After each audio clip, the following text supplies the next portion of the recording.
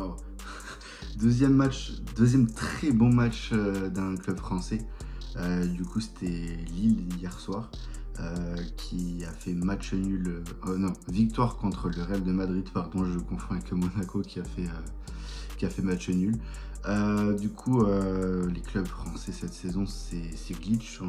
Enfin, à part le PSG qui a perdu contre Arsenal, mais bon, Arsenal c'était chapeau 2 alors qu'il c'était chapeau 1. Du coup, on a vraiment des surprises sur cette deuxième journée de Ligue des Champions. Après le 4-0 de Brest mardi contre Salzbourg, comme je disais tout à l'heure, Lille a gagné 1-0 contre le Real de Madrid, qui est notamment le tenant du titre, en Ligue des Champions. Lille a gagné grâce à un but de Jonathan David à la 45e plus 2 suite à une main dans la surface d'Eduardo Camavinga ça a quand même été vérifié par le VAR. Et après, ça a été transformé, enfin, ça a été checké, validé par le VAR, puis tiré par Jonathan David, qui a tiré pied droit et il a mis le gros pétard dans la lucarne droite. Du coup, voilà.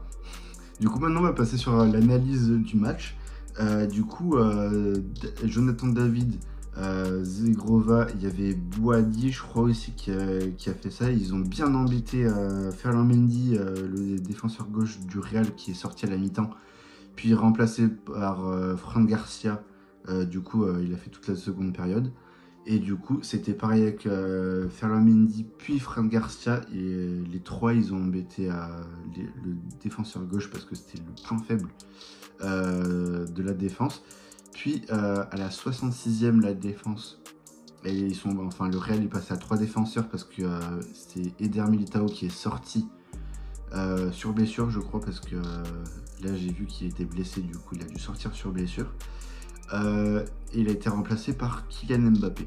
Donc les 3 défenseurs, et du coup ils ont continué à embêter.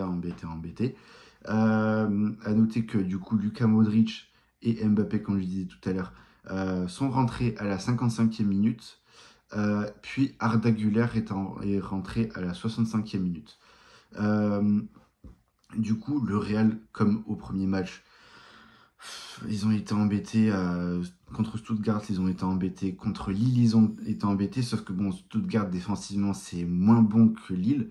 Du coup, le Real a su réagir à 1-1 et en mettre 2 ensuite, notamment le tir à 25 mètres de Hendrik, on ne sait pas comment il sort ça, alors qu'il avait Vinicius à gauche et Mbappé à droite.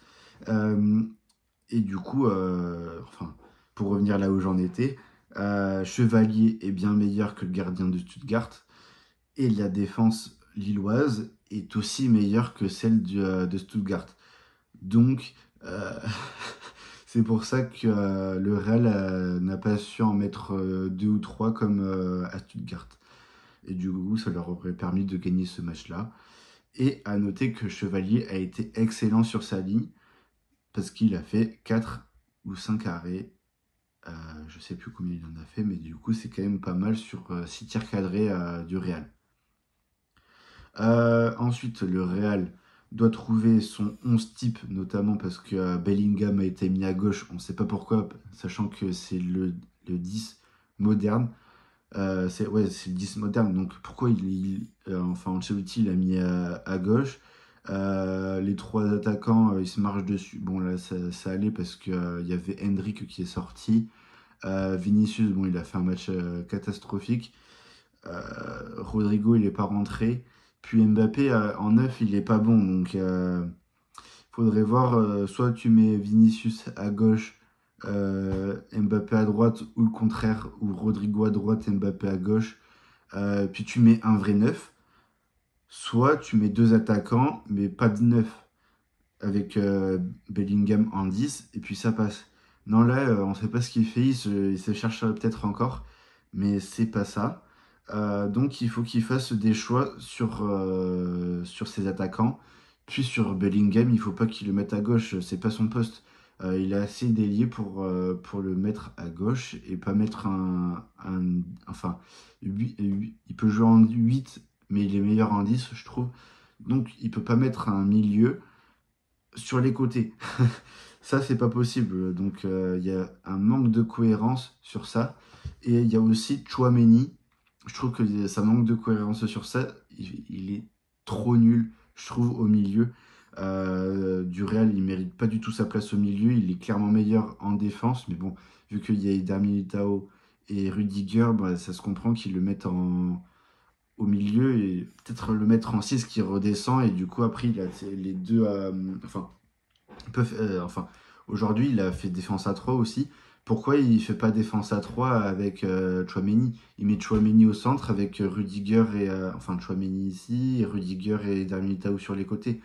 En plus, Eder Militao maintenant, il est blessé, donc il pourra redescendre dans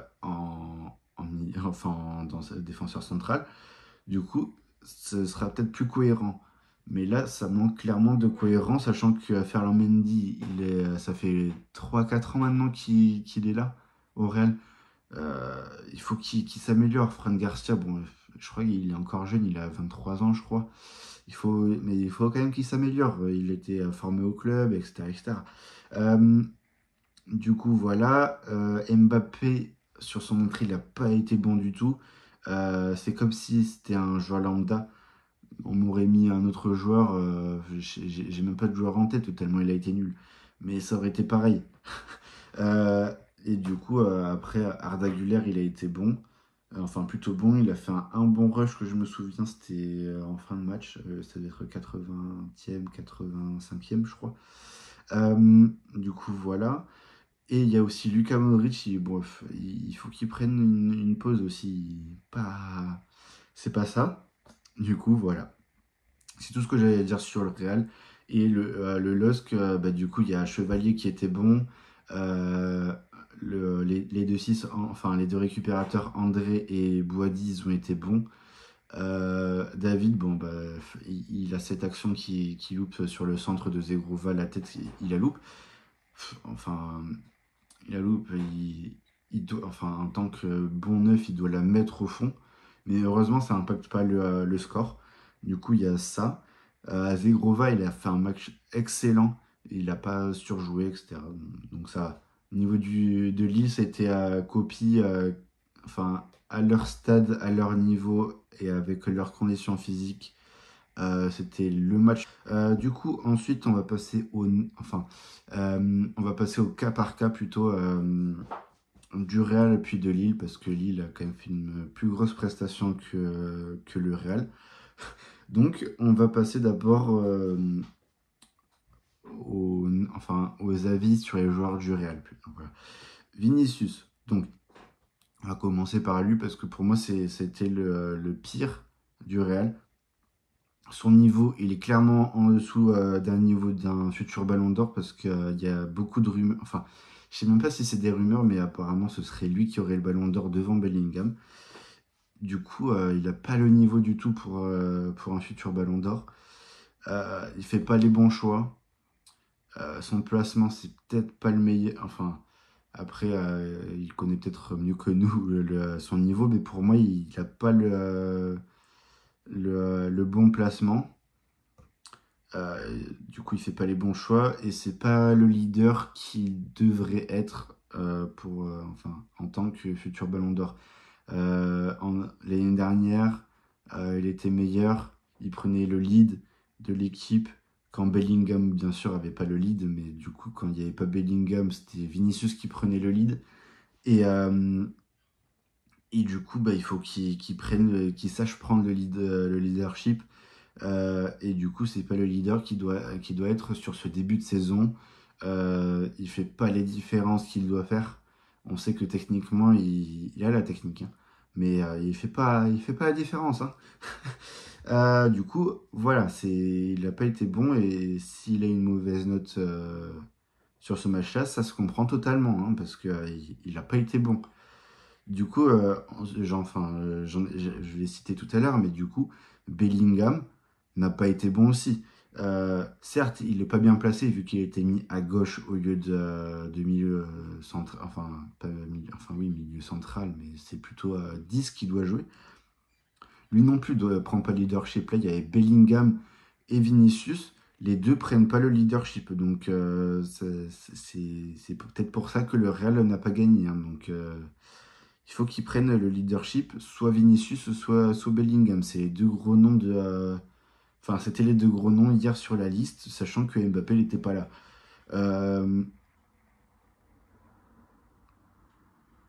voilà. Du coup, Chouameni, on va passer à lui. Comme je le disais tout à l'heure, il est peut-être un peu trop pour lui. Il faudrait qu'Ancelotti le redescende sur le terrain. Peut-être pas en milieu central, mais plus en milieu récupérateur. Si, c'est peut-être central. Euh, du coup, sur le terrain, hier soir, c'était le moins bon français sur ce match-là. Si Hendrick et Vinicius n'ont pas brillé ce soir, c'est sans doute à cause de lui. Du coup, voilà. Et ensuite, à noter que Arda Güler a fait une plutôt bonne entrée avec du coup le bon rush qu'il a fait en fin de match. Du coup, ensuite, on va passer aux joueurs de Lille. Zegrova a été la menace pardon, du Real hier soir. Il n'a pas surjoué comme parfois il peut le faire. Euh, il a été un gros atout pour Lille hier soir. Ensuite, du coup, Chevalier, je le disais tout à l'heure, il a fait un très très gros match avec 4 à 5 arrêts. J'ai plus le chiffre en tête, mais du coup, pour moi, il mérite sa place en équipe de France et je pense que je suis pas le seul parce que c'est quand même la relève de l'équipe de France. Alban Lafont, par exemple, il a pas eu la continuité. Puis surtout, il n'a pas le niveau que Chevalier est là, alors qu'il a quoi? Il a 22 ans, si je dis pas de bêtises. Il a 22 ans, du coup, pour moi, il mérite sa place en équipe de France. Il va être, selon moi, le numéro un des gardiens français pendant 6, 7, 8 ans, dès que Mac va partir. Euh, il est bon sur les sorties, enfin sur les sorties aériennes, il est bon. Sur les relances, il est bon. Au pied, il est très très bon. Et sur sa ligne, il n'y a rien à redire, quoi. Il est très très bon aussi. Et du coup, je le disais aussi tout à l'heure, on va passer maintenant à André et Boadi qui ont été très très très bons sur les offensifs et sur les offensifs, pardon. Ils sont bien revenus, ils ont réussi à bien les stopper. Du coup, ils ont été excellents dans leur poste de 6. Et du coup, et après, ils ont bien redistribué sur Zegrova et je sais plus qui était de l'autre côté. Enfin bref.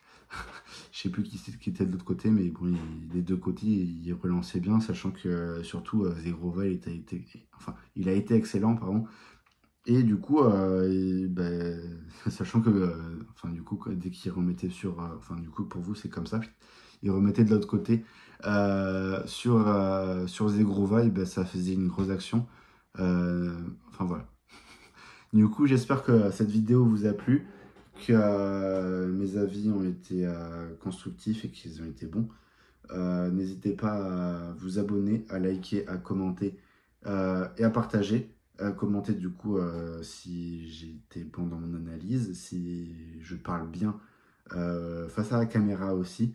Vos avis m'intéressent, pardon. Euh, j'espère que vous regarderez une nouvelle vidéo de moi et que vous êtes abonné surtout. Salut!